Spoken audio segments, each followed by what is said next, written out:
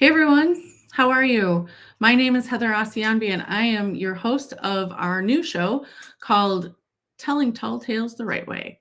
So, what does that mean? Well, basically, it means telling good stories. I mean, how many times? Okay, how many times have you gotten a recommendation from a friend of a friend, acquaintance, doesn't matter, somebody on Facebook you just happen to know, right? Who was like, oh my God, I read this really good book. You have to read it. Or there's this great TV show. You need to watch it. And then you read the book and you're like, maybe. Or maybe you're like, oh my God, this is the best book. Or that's a great TV show. Or what are they talking about? Right? Like, whatever your reaction is, we get referrals all the time about what good books and good TV shows there are, right? But what I think is the reason we recommend books, TV shows, and movies is because they're great stories, right? They tell a great story. So, what are great stories? What do they entail? That's what we're going to talk about. So, this whole show, not today, but this whole show, every episode is going to be we're going to focus on books and specific episodes of TV shows. Now, um, oh, I don't see what's a good way to say this. Like through lines, right? So it like let's say there's a series, right? So what's the through line of the series, and does it work? Does it not? Okay, so that's what we're going to talk about. And we might well, yeah, we are actually going to talk about potentially whole seasons of TV shows and whether they work or not. And I'm looking at you, Game of Thrones. Game of Thrones. Okay. I know lots of discussion about why season 7 and 8 didn't work, but we are going to dig into it and from my not so humble opinion about why. Okay, so who am I? Why should you listen to me? So what I wanted to tell you a little bit about myself is that I am a best-selling editor, which basically means I edit books and they hit the bestseller list. Not because of editing necessarily, because obviously this is all marketing and people who buy it, blah blah blah, right? But at any rate, I'm really really good at what I do.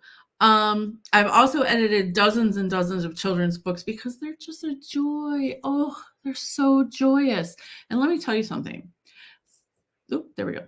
3 of the 4 books on that slide, not Hello Coco is the only one that doesn't rhyme. The other ones rhyme.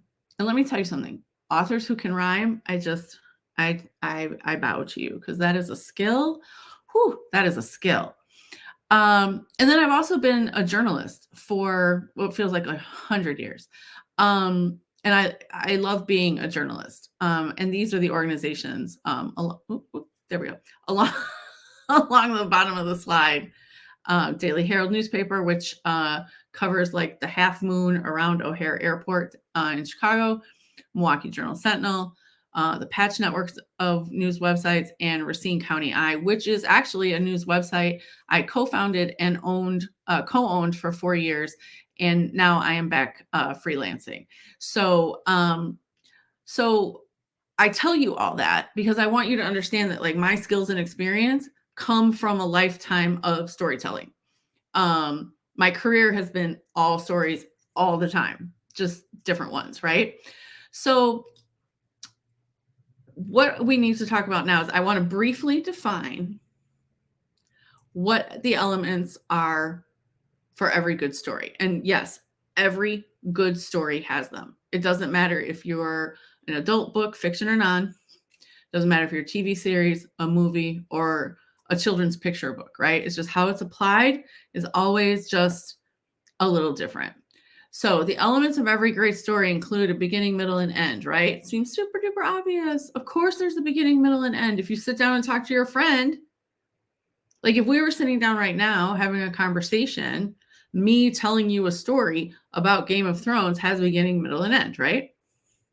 I will talk about who's part of the story, what's the point of the story, where it takes place, when it takes place, why the story even starts, like what kicks it off, right? And then how it all comes together or falls apart. There's going to be a conflict and resolution, which honestly is just a super fancy way of saying problem solution, right? So we know there's a problem, and then the solution is the reader or the viewer's payoff, the solution. We get well-drawn characters with character growth, and then we get a fully realized world where rules, as they are constructed by the author, like that's how people operate in the world that the story takes place. Tone and style, which is, is it dark and moody? Is it bright and sunny and comedic, right? And then consistency and congruency is how all of that stuff that I just told you about is applied to the story in a consistent and congruent manner. So, all right, so let's talk about what that means a little bit. Okay.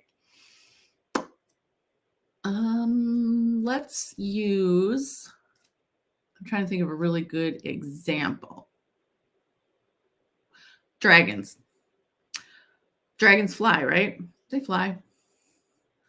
Are they big? Are they small? Color, like there's certain aspects of dragons that I think we've all come to kind of accept. Whether or not dragons were real, we can talk about that a different day. I don't know. I kind of think they were though, because right, like think about this. Every culture pretty much around the globe features a dragon of some kind. Like when there's archaeological finds, we see dragons. Wouldn't you think dragons are real? And oh my God, if they were.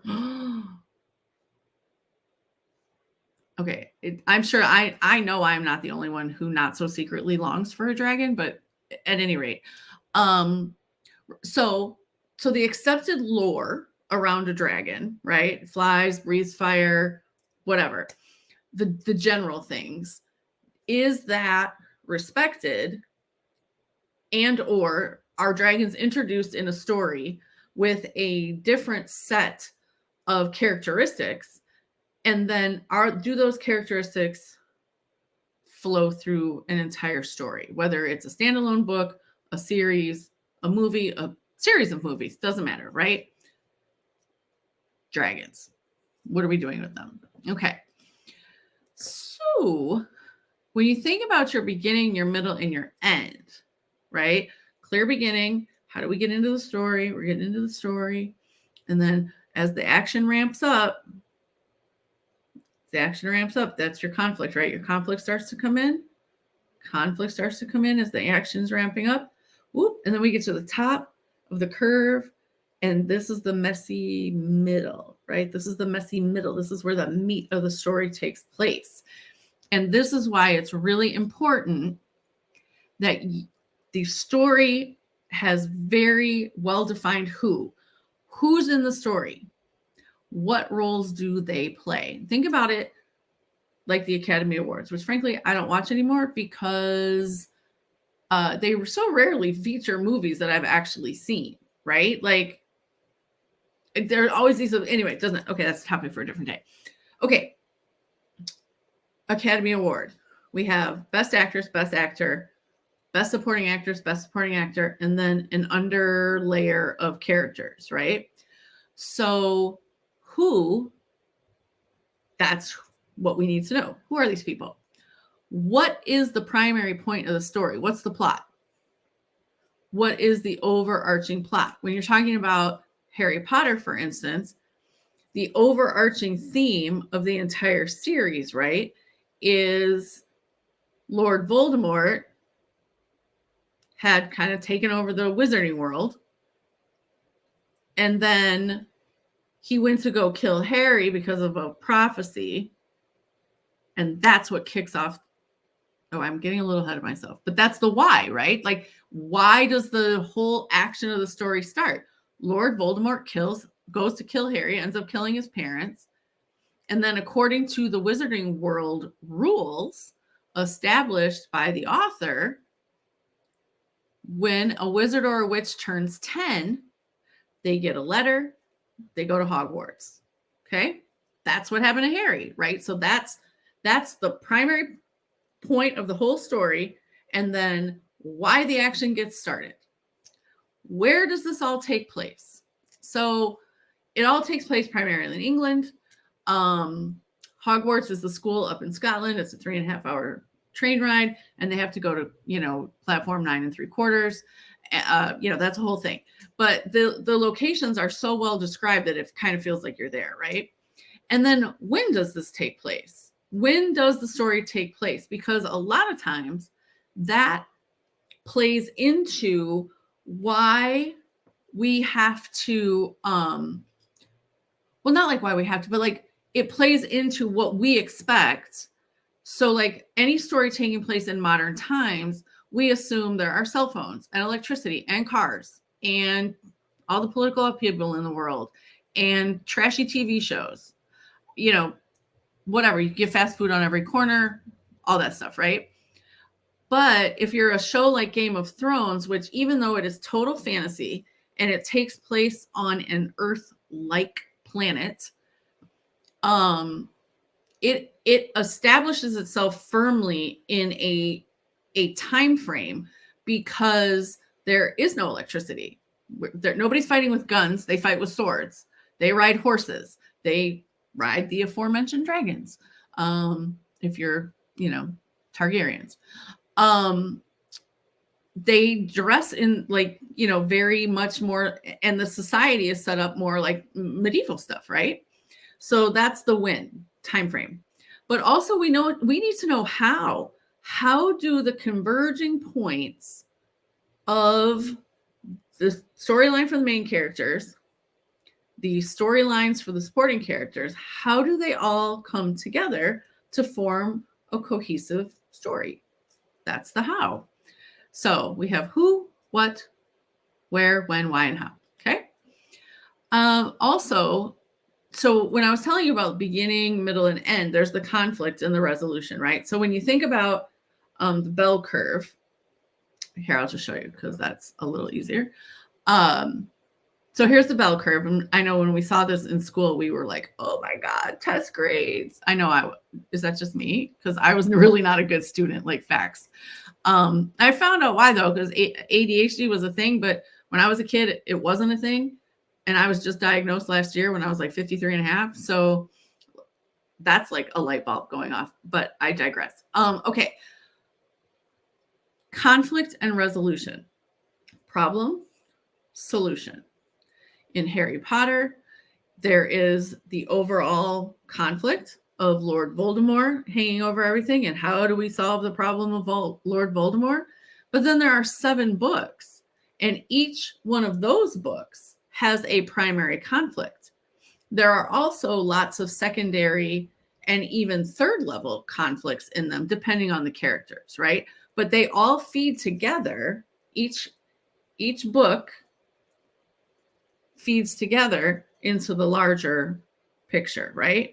And the resolutions also all come together, okay?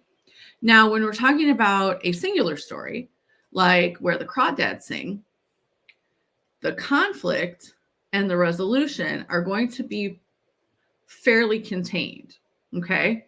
And it's not a short book. I mean, like, it's a substantial novel, which gives the author plenty of time to kind of pull the conflict along, right? It pulls the conflict along and then provides a payoff. Okay? Does that make sense? And I really want you also use the comments, because I really want to understand, what stories do you think are amazing? What are your favorite stories? Why are they your favorite stories? And then if you have suggestions on any books or TV series, episodes of TV series, I definitely want to see that. Okay. So next, all right. I wanted to keep the slide up because I definitely want to show you what amazing character growth, examples of character growth. These are all from TV series. Luke Cage starts out as That's Luke Cage. Boop, boop, boop, right there. Luke Cage starts out as just a regular guy who gets out of prison. He is indestructible basically because his skin is impenetrable. He just wants to help people. But by the end of the series, as it aired on Netflix, he was a crime boss. So how does he get from do-gooder to crime boss? That is a character growth arc, right? Issa D from Insecure, when she starts out, she's a hot mess. But by the end of the series, she has realized that she is worthy and has always been worthy of the image of the life she saw for herself in her head.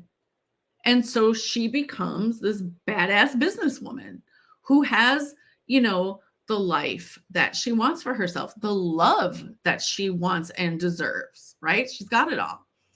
Sansa Stark, she's the one in the fluffiness, for those of you who are not familiar. Game of Thrones, when she starts out, she is just, she's a young girl. She's about 13 or so. And then over the course of the series, she experiences tremendous growth. A lot of it is due to trauma, frankly, because some horrific things happen to her. But by the end of Game of Thrones, she is also a badass. She is the badass queen of the North. And people recognize her power and her authority, right? That's a great thing for a woman in general, but especially a female character. Regina, she of the glorious black hair and red lip, started out the series of Once Upon a Time as just like the evil queen from Snow White. And at the end, she realizes all she wants is her family. And that's where she finds her happiness. And then we have our friend Steven down there with the bat from Stranger Things. When he starts out, he's just kind of like a dorky, jock, douchey kind of guy, right? He's in high school, got all the girls, he's cute, dresses, at the height of 80s fashion, which we can talk about that all day long. But we're not gonna, because let's let bygones be bygones. But anyway, so Steve Carrington, by the time the series ends, he is a hero in his own right. And he has chosen to allow himself to be vulnerable and to, be friends with the nerds, right? He saves the day more often than not. So he is a true hero, which is really kind of exciting, right? So all of this goes into building the world, right?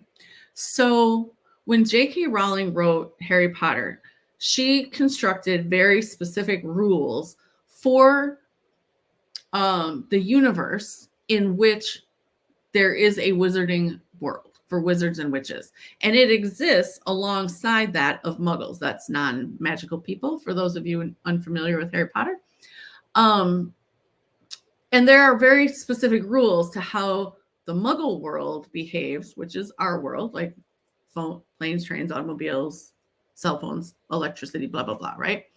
And then there are very specific rules that the wizarding world exists under, which is they don't really require electricity. They don't require cars. They don't require those things at all. Because, they have magic. But what is also great about that world is just like our actual real lives, like got up this morning and brushed my teeth and went for a walk kind of day,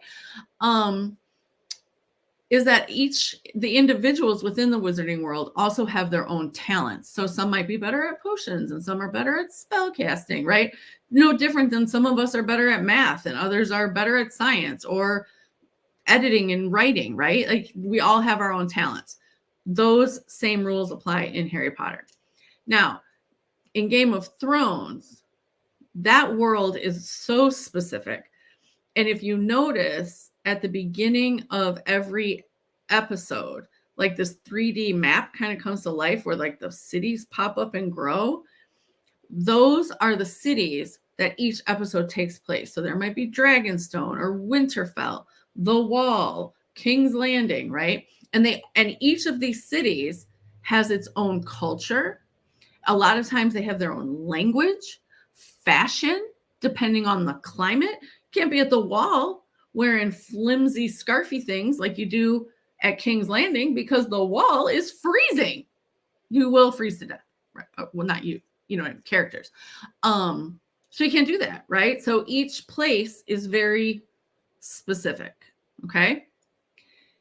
And then from there, we take all of that stuff and we apply it to tone and style. So I'm going to bring the slide back up because I really want you, I want to make sure I'm defining this so everybody really understands like where I'll be coming from. So tone and style is basically how creators want the audience to feel emotionally and intellectually, right? Or feel and think. How do we want them to feel and what do we want them to think? And creators use a lot of different tools, language, whether you have an accent or you're, from a different part of the US or maybe a different part of the world, right? Editing is a big one, like how scenes are cut together. Or in a book, does the editor hold the author to the rules that the author has established for that world, whatever those are? Music is another one. You might not hear that so much, for books, but movies and TV, music evokes response. Think about the beginning of Jaws. Every time you hear that, you're like, oh God, where's the shark? Okay. And then visually, how do things look? Do they adhere to the culture, the mores of the location? In Harry Potter, like this has never happened. Okay. How often have you read a book that's been turned into a movie? Then you go see the movie and you're like, that is not at all how I thought that would look. Like that doesn't even make sense. Or maybe you like what a director did or a creator did with it. In Harry Potter, I read the description for Quidditch, which is basically soccer / rugby played in the air on broomsticks. And then when I saw it in the first movie, I was like, oh, they took it right out of my head and put it on the screen. Like, what? Yeah, it was super cool. It does make me also want, but broomsticks look highly uncomfortable, even with the little seat thing. It looks like a really hard bicycle seat. We all know that's not comfortable. Oh, okay, sorry. I digress. But then with consistency and congruency, we have to decide as viewers and readers, how well did the creator adhere to the genre? Comedy, drama, horror, whatever it is, right? Did they follow the rules they established? And did they or did they not leave dangling threads, right? So that's consistency and congruency. So on this season, my first season of Telling Tall Tales the Right Way, which I'm very excited, okay. We're going to be talking about Harry Potter, Where the Crawdads Sing, Game of Thrones, True Blood, Money Heist, Mexican Gothic, and The Water Dancer. So Where the Crawdads Sing, Mexican Gothic, and The Water Dancer are novels. Harry Potter, we're going to focus specifically on book 7 as it pertains. I'm trying to think of how to say this without giving anything. Never mind. We're just going to talk about book 7. Okay. So thank you for joining me. I'm excited. I'm really excited about this. And so please, I hope to see you next week. Again, use the comments. I want to know what you think about the elements of every great story. Have you even thought about them in such a, like defined manner? And then what are your favorite stories? Do you have suggestions you'd like me to cover? Let me know. All right. Thanks very much. And I will see you next time.